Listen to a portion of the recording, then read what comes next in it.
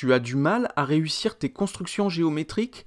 Aujourd'hui, je vais te donner des conseils précieux pour progresser rapidement et réaliser des constructions précises et propres.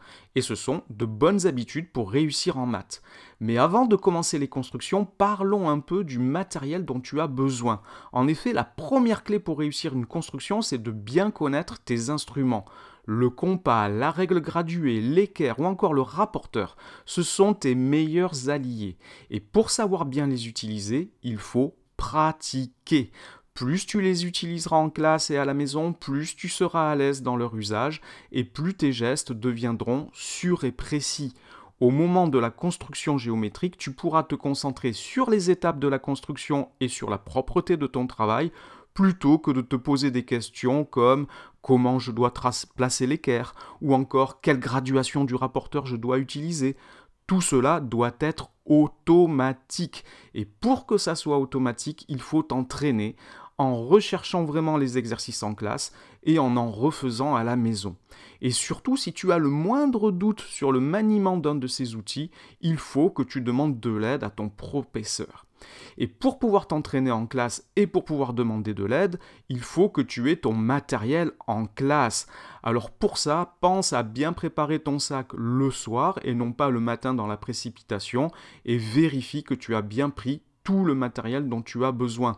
Pense aussi à vérifier l'état de ton matériel. Si tu as un compas desserré ou une règle dont les graduations sont effacées, alors forcément tu feras des erreurs. Prends soin de ton matériel et n'hésite pas à remplacer ce qui ne fonctionne plus. Ça fera vraiment une grosse différence. Alors maintenant que tu as et que tu sais utiliser ton matériel, on peut commencer les constructions.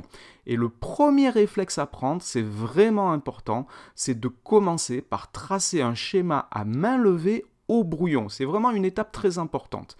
Sur ce schéma, tu vas placer toutes les informations dont tu disposes sur la construction et tout le codage qui peut être utile. Tu vas indiquer les mesures des longueurs des segments, tu vas indiquer les mesures des angles, tu vas coder les angles droits, tu vas indiquer avec des couleurs par exemple les droites qui sont parallèles, etc.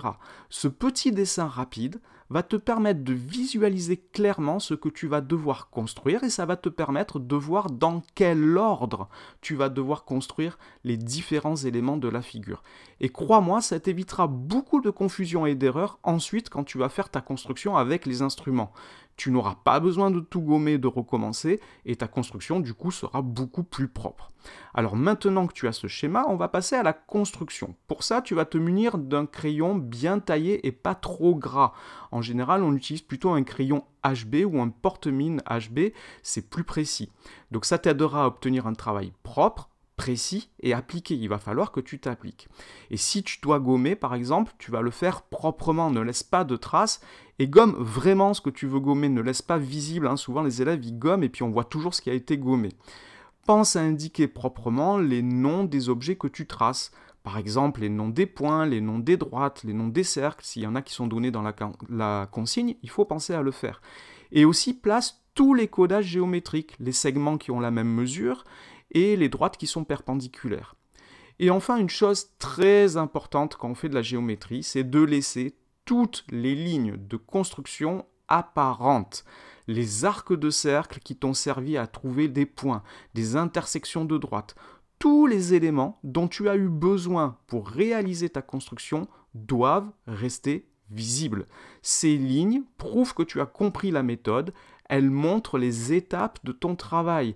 Et en plus d'expliquer, elles faciliteront la correction de ton travail par ton professeur et même pour toi, ça permettra de comprendre d'où viennent tes erreurs si jamais tu t'es trompé. Voilà. En suivant tous ces conseils, tu progresseras et tu réussiras toutes tes constructions géométriques. Alors n'hésite pas à me dire en commentaire si toi aussi tu as des difficultés à réaliser des constructions précises et propres et à me dire si tu penses que ces conseils te seront utiles.